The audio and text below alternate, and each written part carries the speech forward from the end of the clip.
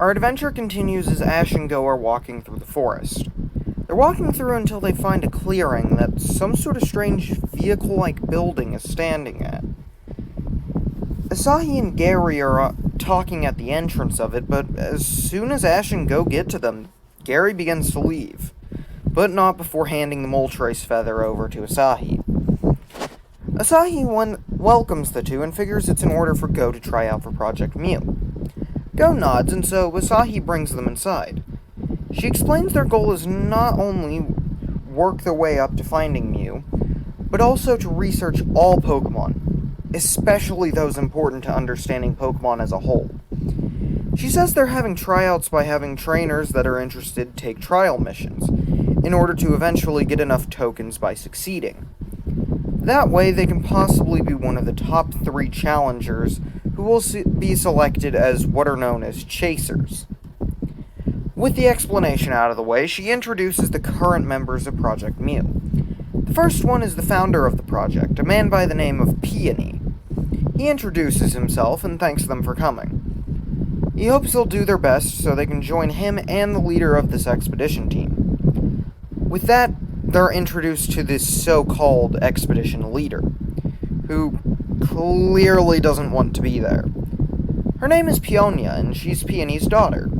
She apologizes for them getting into this, as it was never something she wanted started. Peony argues against this, saying it was created because he knew she wanted to see all kinds of Pokemon, like Mew, and so they could spend time together. To change the subject, Asahi tries to get Peony to give Go his first trial mission, to see if he's qualified. Peony thinks that's a great idea and pulls up a list of different ones. He tries to get Peonia to choose one for him, but Peonia couldn't care less about this whole thing. So Peony reluctantly chooses a rescue mission. This mission takes place in Peony and Peonia's home region of Galar, and conveniently, they already had a chaser in the area. They'd received word that a Pokemon had Gigantamaxed in the wild area, seemingly out of the blue. It wasn't an uncommon occurrence, but this one was acting a lot more violent. So, with the mission decided, they're off to Galar's wild area. Once they arrive, they see the gigantic Pokemon for themselves. It's a Gigantamax Toxicity, which is a Pokemon that Go has never seen before. He does, however, say it looks strangely like the geoglyph in Turfield. They land as close as they can without being seen, and Ash and Go get out. Asahi tells them they might need to Dynamax their own Pokemon in case things go badly, but does tell them only one of them can Dynamax their Pokemon at a time. She also says for the sake of the trial mission, they can only use one Pokemon each. Ash pulls out his Dynamax band, which he hasn't needed to use since battling Milo. Go doesn't have one of his own, but Asahi lends him her own Dynamax band for the sake of the mission. With that, the duo head over to the Gigantamax Toxicity. They're spotted almost immediately by the gigantic raging Pokemon. It lets out a roar that almost knocks them off their feet, and the raid battle begins. Go pulls out his Pokedex and finds that Toxicity is an electric and poison type, so that helps the two decide their Pokemon of choice. Go sends out Cubone while Ash brings out his Gengar. Go has Cubone use Bone Meringue, but it strangely doesn't do as much as he'd hoped. Ash and Gengar then try to use Psychic, but it also doesn't do as much as expected. That's when Gigantamax Toxicity gets up on its hind legs and uses a powerful G-Max Stun Shock. It hits Gengar, knocking it to the ground, while also paralyzing it, and somehow poisoning Cubone. This catches Go off guard. He knows that the poison will make it more difficult for Cubone to battle, but he can't switch out, or else he'll risk failing the mission. He looks to Cubone, who seems to be in a lot of pain. What should he do? Should he forfeit the mission to save Cubone and hope to be allowed to reattempt? He looks over, seeing Ash and Gengar continuing to fight despite the paralysis, greatly decreasing Gengar's mobility. He calls for Cubone to Bone Meringue again. Cubone nods and does as it's asked. However, it's still not enough. The Gigantamax Toxicity is still able to continue, and uses a max strike to blow away Cubone. Cubone is sent flying into Go's arms. It's just barely managing to hang in there. Yet it doesn't matter.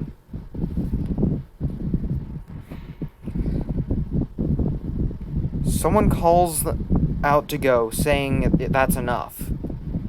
He turns around, seeing a guy in similar attire to Asahi walk up.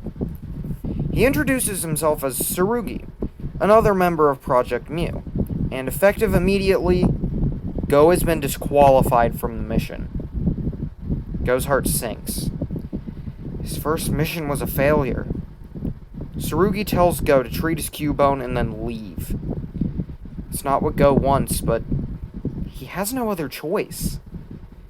He sulks away, heading back towards the Project Mew ship. At that point, he turns back, seeing Ash and Tsurugi attempting to combat the G-Max Toxicity. He was basically unable to do anything. As he tries to treat Cubone, Peony approaches. He asks him if it's alright, and he nods, but it's more Cubone he's worried about. Cubone was really badly hurt during the battle, and he thinks it's all his fault. Maybe he really wasn't cut out for Project Mew, and Tsurugi was right to disqualify him. Peony just laughs, saying Tsurugi just cares too much about the project. He started this for his daughter, but Tsurugi was the first person to join them. Out of all of them, he's extremely serious when it comes to the mission. This is what led Tsurugi to be the first chaser to join, alongside Asahi, but it's also led him to disqualify multiple trainers who have acted as challengers. Go sighs, looking over to Cubone again. Peony also looks at the small ground type. Then he pulls a max revive from his pocket. He hands it to Go, saying if he really wants to meet Mew, he can't let anyone stop him. His future lies in his own hands, not anyone else's. With that, Peony leaves.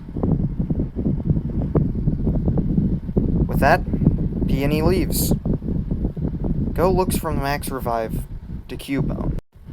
Back with the G-Max Toxicity, Ash and Tsurugi are struggling. Both Gengar and Tsurugi's Weavile are exhausted. While Toxicity seems to be able to continue on, Tsurugi calls for a Night Slash, but Weavile is paralyzed and unable to move.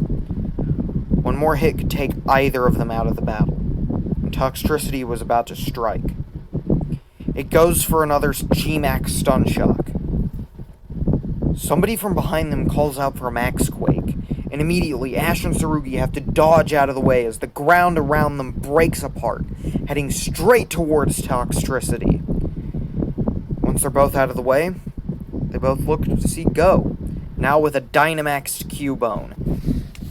Tsurugi makes a comment about how he just disqualified him, but Go snaps back, saying he's not here to attempt the mission again. He's here because he wants to beat the Toxicity for himself, and for Cubone. Tsurugi seems surprised by this. He begins to smile.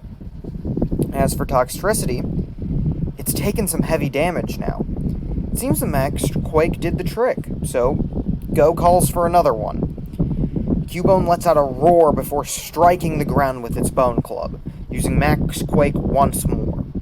This time, however, Toxicity manages to block with a Max Strike. Go knows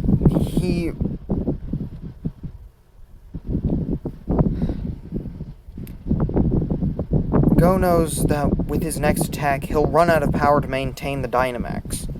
So he calls for another Max Quake, knowing that it'll do the most damage. Cubone uses another one, and this time, Toxicity isn't able to defend in time. It hits hard, but much to Go's dismay, it's still not out of this. Toxicity goes for a Max Ooze, which hits Cubone hard. Go's expecting this to do a lot more to Cubone, and yet Cubone hangs in there, taking the hit well. Go's very confused, not knowing that the Max Quakes he used helped boost Cubone's defenses. Go and Cubone look at each other, before Go calls for a headbutt. Cubone runs in, charging into Toxicity. Cubone headbutts the Toxicity, but without Cubone being Dynamaxed, its attacks don't do nearly as much. Toxicity uses another Max Strike, sending Cubone flying back. Cubone barely manages to get to its feet afterwards, but still seems fighting fit. Tsurugi calls out to Go, telling him that they need to attack together. Go looks to Ash, who seems to agree that's the best course of action. So, the three work together. Cubone throws another Bone Meringue, which Tsurugi and Ash boost with the power of using both Psychic and Ice Beam in order to propel it forward. Just then, they see a flamethrower shoot across the sky, hitting the Bone Meringue and propelling it even faster. The bone hits Toxicity quickly and with a lot of force, knocking the Pokemon out. With it being KO'd, Toxicity reverts to normal size. Normally Go would take the opportunity to catch it, but the trio are all confused by what the flamethrower came from. However, sure enough, it happens to be Galar's champion, Leon, who was informed of the G-Max Toxicity's rampage. However, he got lost trying to find where in the wild area it was rampaging. He congratulates them for a well-fought battle, though, saying Go and his Cubone did a really good job. Go smiles, picking up Cubone and giving it a big hug. Tsurugi also believes Go did a good job, and decides to lift his disqualification. However, he says this will be the only second chance Go is going to get. Go thanks him, and is told to check his Rotom phone in a little bit so he can see how many Project Mew medals he'll get for this mission. With that, Tsurugi leaves, and soon, the Project Mew airship flies off. With the Project Mew mission done, Ash and Go decide to talk to Leon for a little bit. Leon definitely seems interested in how well Ash is doing.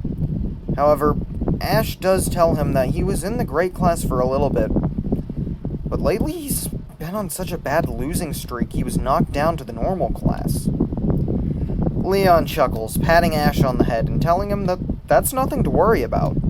If anything, losing just means Ash can still improve and get stronger. That does make Ash feel better.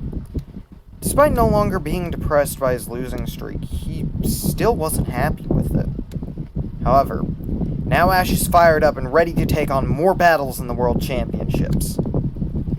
This is when Leon gives him a suggestion. If he really wants to get fired up, why doesn't he go fight Kabu, the Moto Stoke gym leader? Ash has never heard of Kabu before, however, he is excited by the idea. Especially when Leon tells him that Kabu was once a very powerful trainer from Hoenn, who has been close to becoming the champion of Galar multiple times now. This makes Ash even more excited, and he wants to head to Moto Stoke right away. However, Go stops him, as he has one last thing to ask Leon about. He asks Leon what he thinks caused the Toxicity to rampage.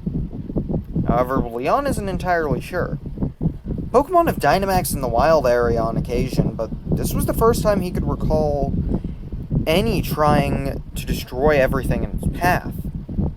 This makes the three of them think there might be more to this than meets the eye. We cut to a power plant, where a woman by the name of Oleana has just received report of what had happened. She turns to her superior, relaying the information. She asks if he wants to stop their plans here, but he refuses. He says that while he doesn't want any more destruction, for a brief moment, the injection of Galar particles did increase the power output of the plant. The only problem was the increase in power wasn't permanent. If they want to push Galar into a future of energy sustainable for potentially thousands of years, they need to simply find a better source. Oleana asks if that means they're moving forward with Project Eternal. Her superior nods, saying he'll call in a few favors. After all, from the research they've been doing, there's a very simple way to boost the amount of Galar particles they can get. They just need someone to track down a certain legendary, and others to track down an item of mass power that can further boost the legend's strength. With that, he gets on the phone to talk business with some associates. We cut back to Ash and Go as they head to Motostoke Gym.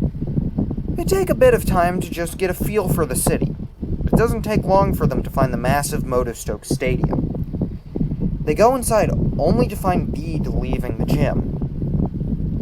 He has his Rotom phone in hand and a serious look on his face. He seems focused on something, to the point where he doesn't even acknowledge Ash's existence. However, rather than this bothering Ash, he doesn't seem to care. Well, Go makes a comment about not understanding the nerve of that guy. They brush it off quickly, thinking that once Ash is back in the great class, he'll have the opportunity to beat Bede.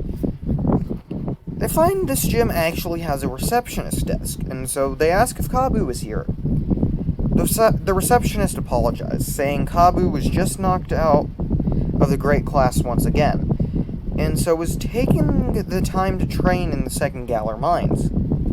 So is off to go look for him. The mines are to the east of the city, and really don't take long to get to.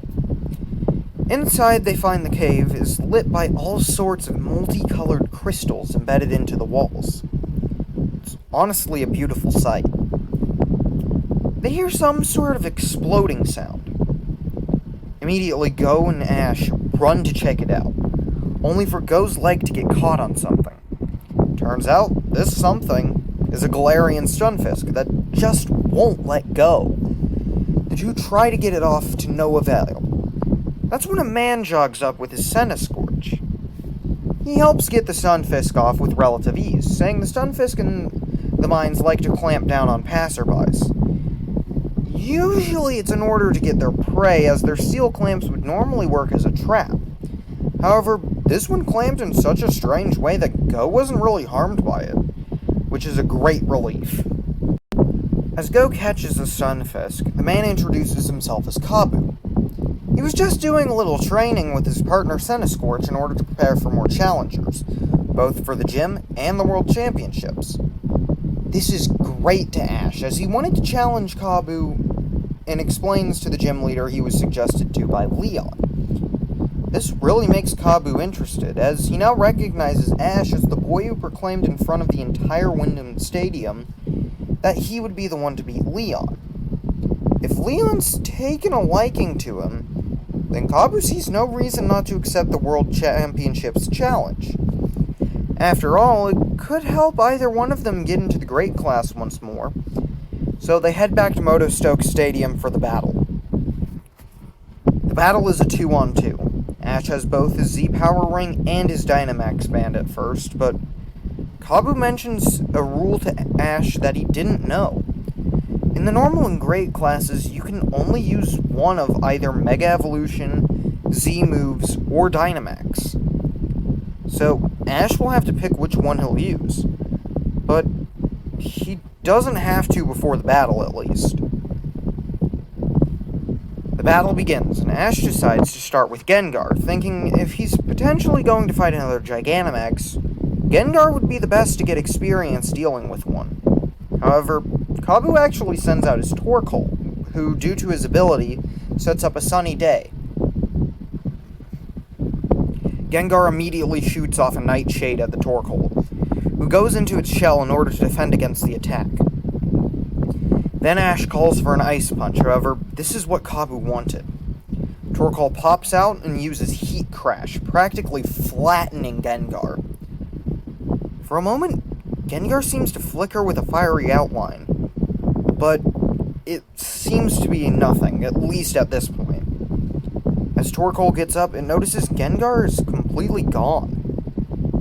Kabu finds the strategy interesting, but says it won't work. As soon as Gengar reappears, Kabu uses Torkoal's Will-O-Wisp, which burns Gengar. Torkoal then fires off a Solar Beam, which sends Gengar flying back. Gengar slams into the wall, but still seems to be able to fight back, despite the burn. In fact, Gengar seems to weirdly like the heat. However, it doesn't change the fact the blinding sun is making solar beam charge quicker, and all of the fire attacks stronger. That's when Ash has an idea. He calls for Gengar to phase into the wall again. Kabu is just expecting this to be Ash's attempt to get in close, however, that's not the case. Instead, Gengar reappears, flying into the air, and uses its body to try and block out the sunlight above Torkoal. Strangely, the light begins to reflect off of Gengar in a fascinating refraction of colors. Kabu has Torkoal use Overheat, but Ash tells Gengar to drop down towards Torkoal. As Gengar quickly descends, it seems to use the light of the sun as a strange shining barrier. Gengar is enveloped in this rainbow energy, which expands outward as it falls. Overheat collides with this new move, and smoke fills the arena. When the two trainers can finally see what happened, they're shocked to find that both of their Pokemon were knocked out simultaneously. However, both seem just as fired up as ever, especially Ash, who's really happy Gengar learned a new move, in Dazzling Gleam. The two recall their Pokemon, and Ash thanks Gengar for fighting so hard. He apologizes that it doesn't get to fight against another strong Gigantamax Pokemon as well. Both are down to one last Pokemon, but just which Pokemon will Ash choose? He looks over to Pikachu, thinking maybe they could get in a 10 million volt Thunderbolt for the win. That's when, popping out of its own Pokeball, comes Darumaka, much to Ash's shock and Kabu's confusion. Ash tries to apologize, however, Darumaka turns back to him defiantly. This is when Ash realizes just how badly Darumaka wants to fight this fiery trainer. Despite being weak to fire, Darumaka still felt as though it could win. It wanted to prove it could win. Kabu then calls to Ash, saying he likes Darumaka's spirit, and wants to see what the little ice type can do. Ash thinks about it. He doesn't have much of a choice, but at the same time, he can definitely tell Darumaka wants to do this badly. How could he refuse? With Ash's team member decided, Kabu sends out his ace, Centiskorch. Quickly, Centiskorch scurries up to Darumaka and begins to crunch down hard on the ice type. Then it fire lashes it away, sending it up high into the air. Ash decided to use the momentum of this for a headbutt, and Darumaka comes rocketing down, slamming headfirst into the bug-type Pokemon. Then it follows up with an ice punch. Then it follows up with a fire punch, only for this move to not really do much to Centiskorch, despite it being part bug. This is when Kabu reveals that he's trained his Centiskorch to withstand any flame, and use that exhilarating power for itself. Upon that note, Kabu commands Centiskorch to use Fire Lash once more, which throws Darumaka high into the air, burning the ice type in the process. But Kabu's assault doesn't stop there, as he Gigantamaxes his Centiskorch. Kabu, with fire in his eyes, calls for G-Max Centinferno. Centiskorch fires out this massive fireball that barrels towards Darumaka. Ash looks on, unsure as to what to do. Is this the end of the battle? Should he not have let Darumaka battle? No. He can't be thinking of that. He can get out of this. He knows he can. That's when he gets an idea. He calls for Darumaka to use Ice Punch on itself. A plan that Kabu is bewildered by, believing a plan like this will never work. However, Ash simply smiles, watching as Darumaka uses ice punches against each other. The G-Max Centinferno envelops Darumaka.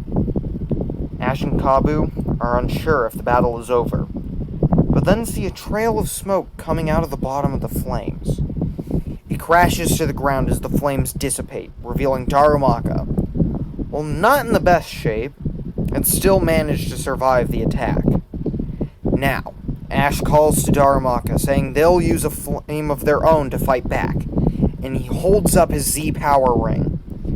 He takes out the Pikachu Z crystal and replaces it with the Firium Z, something Darumaka remembers seeing Kiawe use.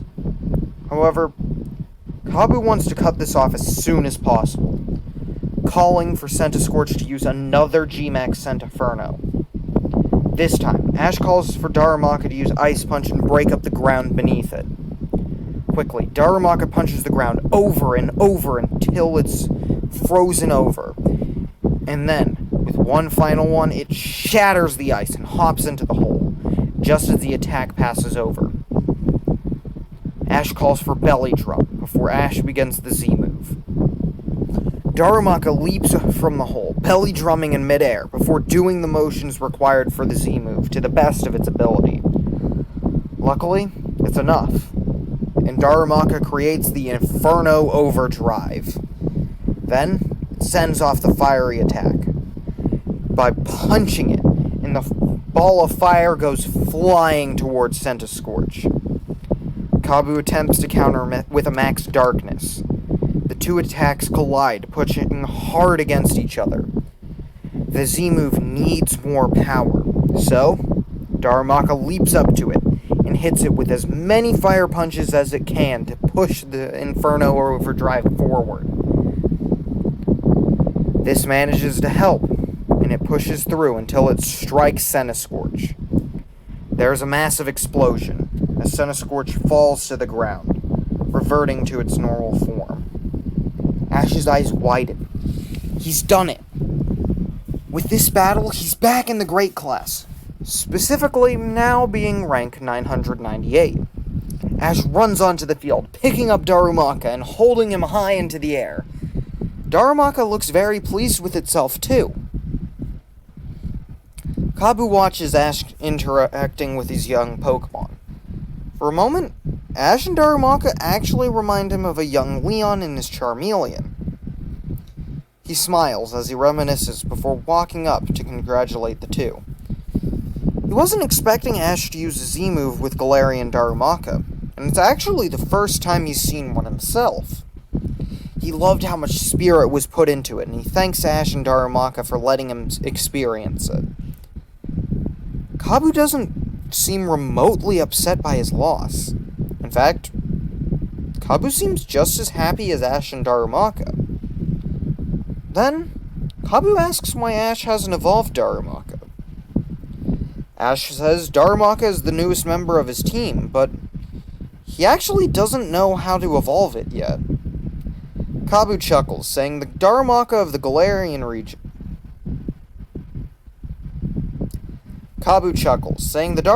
Galar region evolved with an Ice Stone. Upon hearing this, Ash and Go look at each other completely surprised. They already have an Ice Stone. Go pulls it out and hands it to Ash, who looks to Darumaka. He asks if it's ready to evolve, but Darumaka doesn't seem to want to just yet. Perhaps it doesn't feel like it's the right time. Either way, Go lets Ash hold on to it until Darumaka is ready to evolve. So with that, Ash and Go begin to leave. Kabu actually walks with them to the Pokemon Center, where they can rest for the night. He thanks Ash again for the great battle, and hopes to see Ash excel as a trainer. With that, they part ways. The next morning, Go is awoken by a call on his Rotom phone. It's from Sonia. When he answers, he finds Sonia really badly injured, but also very excited. She tells them she was attacked by something in a normally forbidden area known as the Slumbering Weald. However, before that, she thought she found some sort of old pedestal.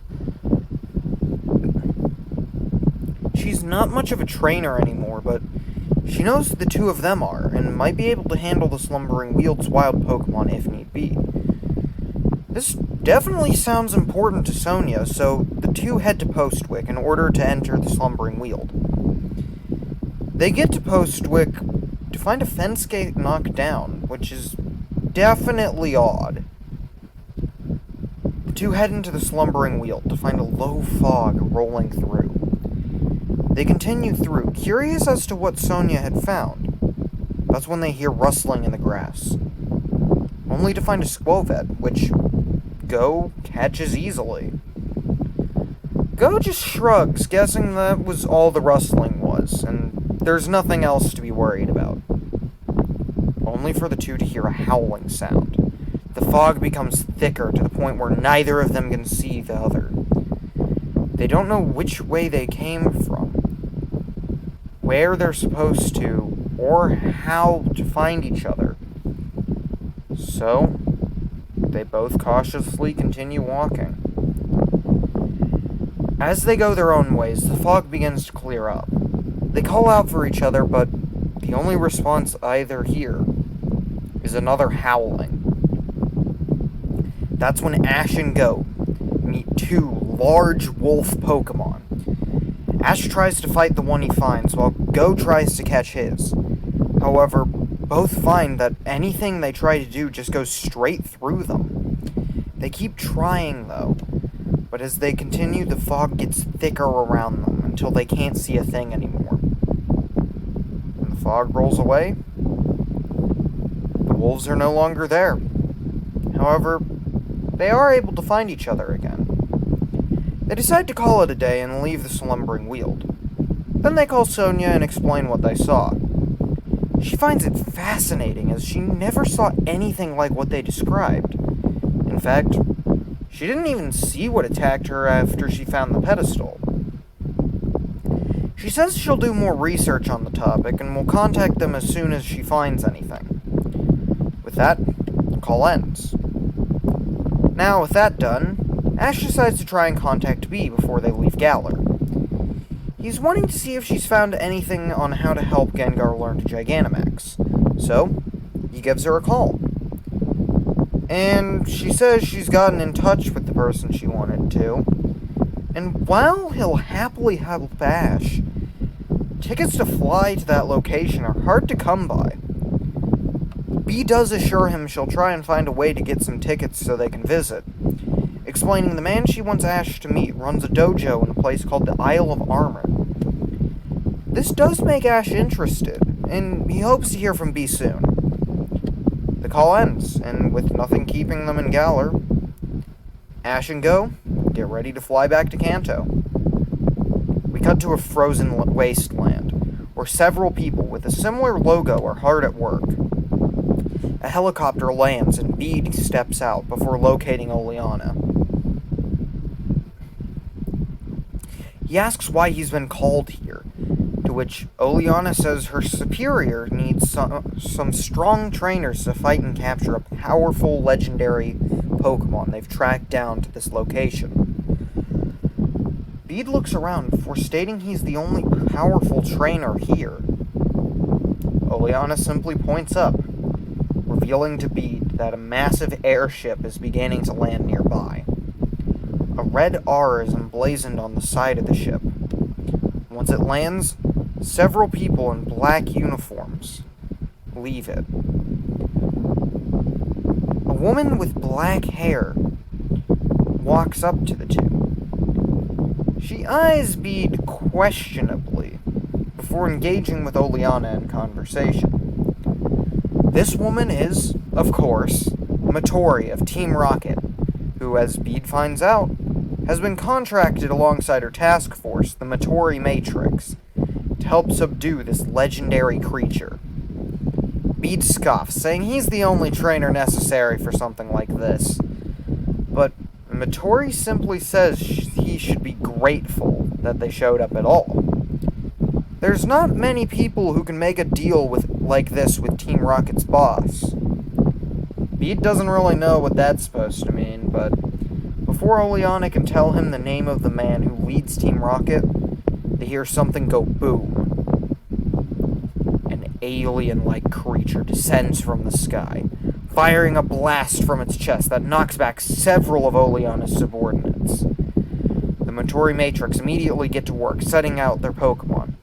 But Bede, on the other hand, is a little hesitant. This Pokemon is unlike any he's seen before. Oleana looks confused, asking him why he's not joining in. He doesn't want to disappoint the chairman, does he? Bede immediately gets serious once more. before calling out his Reuniclus. And that's where we'll be leaving things for right now. So what did you guys think? Are you ready for more Project Mew? What about the World Championships and Ash's climb through the ranks? What about this so-called Project Eternal and Team Rocket's involvement with it? Let me know in the comments below, and I will see you all in the next one. Bye!